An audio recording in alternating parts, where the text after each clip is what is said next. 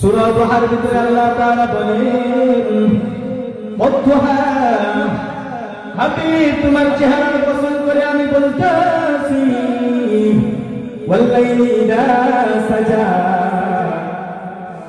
তোমার জুলফির কসম করে বলতেছি, মা ওয়াদ্দাকা রাব্বুকা ওয়া মা ক্বালা, ওয়ালাল আখিরাতু খায়রুল লাকা মিনাল উলা।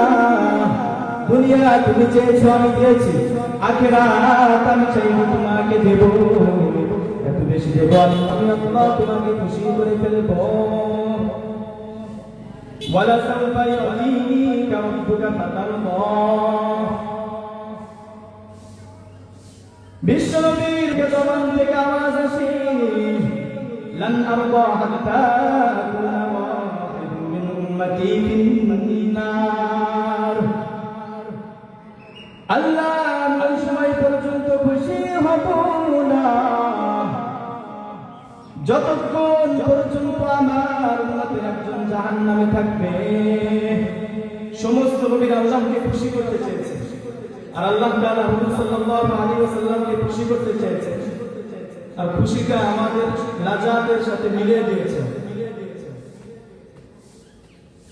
তো আল্লাহ তাআলা আমাকে আপনাকে এমন নবীর উম্মত বানিয়েছে। ফাকুল্লাহু ওয়া'দাল্লাহুল হুসনা। বিশ্বনবী সাল্লাল্লাহু আলাইহি ওয়াসাল্লাম ওই সাহাবীদের ব্যাপারে টেনশন করতেন না।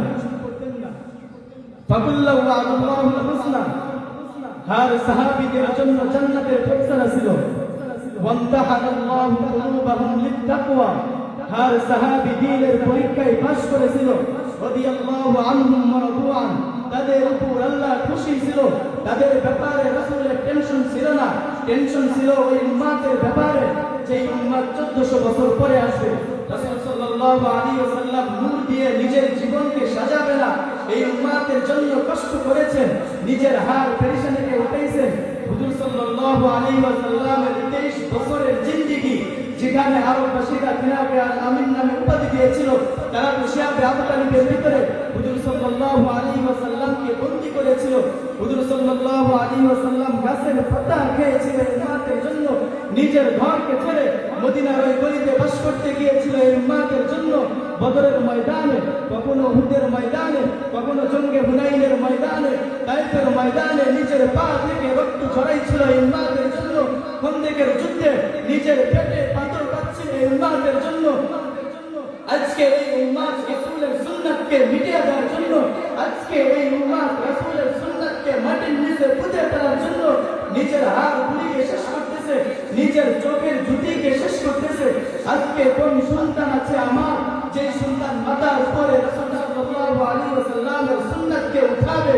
আজকে কোন মেয়ে আছে আমার, যে ফাতেমা রাদিয়াল্লাহু তাআলা আনহার পোশাক বানাবে? রাসূল সাল্লাল্লাহু আলাইহি ওয়াসাল্লাম তো দুনিয়ার বুক থেকে বিদায় নিয়েছেন, রাসূলের সুন্নাত তো দুনিয়ার বুকে আছে। রাসূল তো গলার ভিতরে সুন্নাত রেখে গেছেন, রাসূল তো চলার ভিতরে সুন্নাত রেখে গেছেন, রাসূল তো পোশাকের ভিতরে সুন্নাত রেখে গেছেন, রাসূল তো পারিবারিক ব্যাপারে সুন্নাত রেখে গেছেন, রাসূল তো রাষ্ট্রনৈতিক ব্যাপারে সুন্নাত রেখে গেছেন। আজকে তো আমি হিটলারের রাষ্ট্রের উপর রাষ্ট্র চালাই, আজকে তো আমার ফ্যামিলিকে তুলে সিনেমার চিত্র তুলে দেয়, আমার ছেলেকে তুলে সিনেমার নায়কের মতো সাজাই, আমার মেয়েকে তুলে সিনেমার নায়কের মতো সাজাই, আর আশা করতেছি কাল কিয়ামতের ময়দানে রাসূলের শাফাআতে। আরে ভাই, এটা বড় বেয়াকুফি। আজ কোন বাবা আছে, কোন ভাই আছে যে সাহাবীদের মতো কুরবানি করে দুনিয়ার বুকে দ্বীনকে জিন্দা করবে?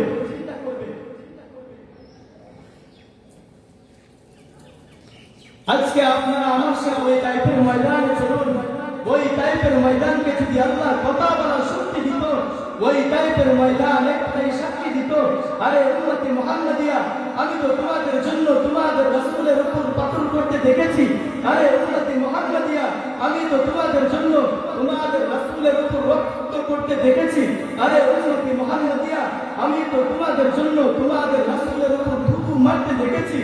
ওই তাইফের ময়দানের দুই পাহাড় চিৎকার করে এটাই বলতো, আরে উম্মতে মুহাম্মাদিয়া, আজকে তোমরা রাসূলের দ্বীনকে মিটিয়ে দেওয়ার জন্য, আজকে তোমরা রাসূলের সুন্নাতকে মাটির নিচে দাফন করার জন্য নিজের হাড় গুলিকে শেষ করতেছো, নিজের চোখের জ্যোতিকে শেষ করতেছো, আর আশা করতেছো কাল কিয়ামতের ময়দানে রাসূলের শাফাআতে।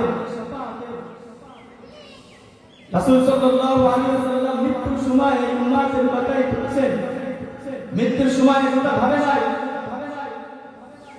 আমার হুসাইনের কি হবে, আমার হাসানের কি হবে, আমার বিধবা আয়েশার কি হবে, আমার ফাতেমার কি হবে। মৃত্যুর সময় এই উম্মতের কথাই তুলে ধরছে। বিশ্বনবী সাল্লাল্লাহু আলাইহি ওয়াসাল্লামের সামনে মালাকুল মউত আসছে। জিবরিল আলাইহিস সালাম পাশে বসা। বিশ্বনবী বলেন, জিবরিল আমি তোমার কাছে একটা আবদার করি, তুমি আমার রবকে গিয়ে বলো সমস্ত নবীরা চলে গেছে, উম্মত হালাক হয়ে গেছে। ফাকুল্লান আকাবনা বিদামবি, উম্মত নবী চলে গেছে, উম্মতকে আল্লাহ পাকড়াও করেছে। ফামিনহুম মান আরসালনা আলাইহি হাসিবা, কাউকে বাতাসে উড়ায় দিয়েছে। ওয়ামিনহুম মান ফাযাকনা বিহিল আরদ, কাউকে জমিনে বসায় দিয়েছে। ওয়ামিনহুম মান আগরাকনা, কাউকে সমুদ্রে ডুবায় দিয়েছে। ওয়ানকারনা আলাইহিম হিজারাতাম মিন সিজ্জিল, কাউকে আকাশ থেকে পাথর বর্ষণ করে শেষ করে দিয়েছে। কুনু কিরাদাতান খাসিন, কাউকে বান্দর বানিয়ে দিয়েছে। তুরিবাতা আলাইহিম জিল্লা, কাউকে ইজ্জতের লিগাম পরায় দিয়েছে।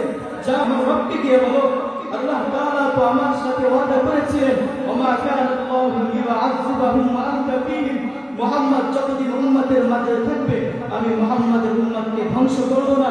আমি চলে যাওয়ার পর আমার উম্মতের কি হালত হবে। মৃত্যুর সময় এই উম্মতের মাঝে তুলে ধরেছে।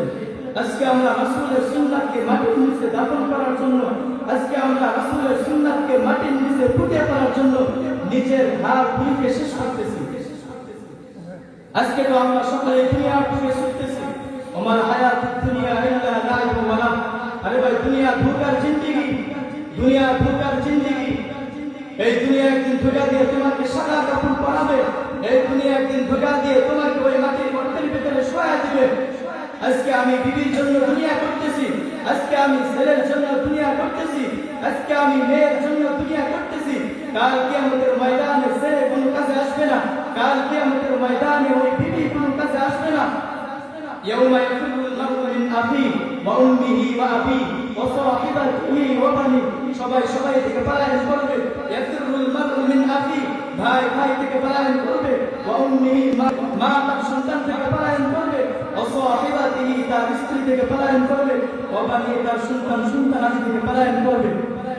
ওয়াত্তাকু ইয়াওমান লা তাজজি নাফসুন আন নাফসিন শাইআ ওয়া লা ইয়াকবালু মিনহা শাফাআ ওয়া লা ইয়াখযু মিনহা আদলু ওয়া লা হুম ইনসারুন। কেউ কারোর কাছে আসবে না, সবাই সবাই থেকে পলায়ন করবে।